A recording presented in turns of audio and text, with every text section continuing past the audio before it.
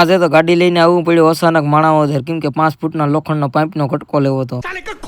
જય ખોડિયારમાં, જય માતાજી. 8:39 મિની બ્લોગ સ્ટાર્ટ કર્યો અને પેર લીધા 60 રૂપિયા વાળા ચશ્મા. ચશ્મામાં થઈ ગયા હતા કલરના દાગા, કેમ કે કાલ માતાજીના મંદિરે કલર કરતો હતો ને કાચમાં કલર ઉડી ગયો હતો. પછી હું આવી ગયો તો મારા કાકા ન્યા રીનાબેન પાખે કુતરાના રોટલા લઈ લીધા ને ગાડી લઈને ભાગવું તો ખેતર જતા કાયડો કૂતરો રસ્તામાં બેસી ગયો હતો. પછી મારા મમ્મીને ખેતર ઉતારી દીધા હતા ને અમે પૂગી ગયા હતા ખેતર. મારા મમ્મી આવ્યા હતા તેલ નેદવાનું, મારા પપ્પા તેલ નેદવાનું કામ ચાલુ કરી દીધું. કાલના તેલ નેદવાનું કામ ચાલુ છે ને હવે હું તો ખેતર જોવાય નતો આવ્યો. હું તો મારા મમ્મીને ઉતારવા આવ્યો હતો ને હું જાઉં માતાજીના મંદિરે સેવા કરવા. પછી મારે જવું તો માતાજીના મંદિરે, એટલે ખેતરથી રાહટિંગ કરીને લઈને નીકળી ગયો માતાજીના મંદિર બાજુ. ઘણા મિત્રોને વિચાર આવતો એકદમ માતાજીના મંદિરે કામ કરો તે સેવા કરો કે પૈસા લાવો. હું મિત્રો ફ્રી સેવા જ કરું આ ખોડલ મિત્ર મંડળ ગ્રુપ તરફથી. પછી તો રાહટિંગ વાળી કાર રોડ ઉપર ચડાવીને ખાખરી ધારવાડ ખોડિયાર માતાજીના ભૂવા હતા કિશોર હતા ને પણ બેસાડી લીધા હતા. ગાડીમાં નીકળી ગયા હતા માતાજીના મંદિરે. પછી તો પેલા આવી ગયા અમારા ગામના જેટકો આવીને નાખી દીધા કુતરાના રોટલા. નીકળી ગયા માતાજીના મંદિરે અને માતાજીના મંદિરે જતો હતો પણ આજે બાજુના ખેતર વાળો છે ને વાડી કાપી નાખી દીધી. દેખાવ બહુ ગ્રાઉન્ડ નો મસ્ત આવતો હતો. મંદિરે આવી કુતરાના રોટલા નાખી માતાજીના મંદિરમાં પ્રવેશ દ્વાર કર્યા, ટંકોરા વગાડ્યા, પછી ગયા ખાખરી ધારવાડી ખોડિયાર માતાજીના મસ્ત મજાના શાંતિપૂર્વક દર્શન. અને પછી તો મંદિરના ગ્રાઉન્ડમાં લાઈટો ચાલુ હતી, લાઈટો બંધ કરી અને પછી તો આવી ગયા ઝાડવામાં. ઝાડવાના વિભાગમાં આવ્યો તો નર્મદાનું પાણી આવતું, પછી ગુલાબના ઝાડવામાં પાણી પણ મૂકી દીધું હતું. પછી તો રૂમનો આકડીઓ ખોલી અસ્તર લઈને ચડી ગયો તો ગેટની ઉપર. ગેટની ઉપર ચડીને આજે મારવા નતો ફાઇનલી ફ્રેમમાં આખામાં અસ્તર. અને પછી ફાઇનલી આજે અસ્તરનું કામ પૂરું કરવાનું હતું, કેમ કે કાલથી હવે કલરનું કામ ચાલુ કરવાનું હતું. એટલે આજે ફાઇનલી અસ્તરનું કામ પૂરું કરી નાખવાનું હતું. પછી હું આજે એકલો હતો પછી મારવા માંડ્યો તો અસ્તર. અને લોખંડની ફ્રેમમાં અસ્તર મારવાનું કામ હતું એ પૂરું કરી નાખ્યું હતું. આવી ગયો તો મારા કોલેજ શિવમ બાપુ અમારા ગામના પાદરે પૂગીને પછી બાપુને ઉતારી દીધા હતા. પછી બિહાર લીધો હતો જીગલાની ગાડીમાં. પછી હું પૂગી ગયો તો ઘેર પૂગ્યો હતો. મારા મમ્મી ખેતરથી આવીને રસોઈ બનાવવા માંડ્યા હતા. અને મોબાઈલમાં જોતા હતા ઘડિયાળમાં 1:15 થઈ ગઈ હતી. મારા મમ્મી બનાવતા હતા ફરાર બની ગયા હતા. હાલો હવે જમી લીધી. પછી તો જમી કરવીને ઉપાડી 3 હિટિંગ વાળા ઘડીક વાર બે આરામ કરી લીધા અને પછી નીકળી ગયા હતા માણાવદર જવા માટે. અને પછી અમે પૂગી ગયા હતા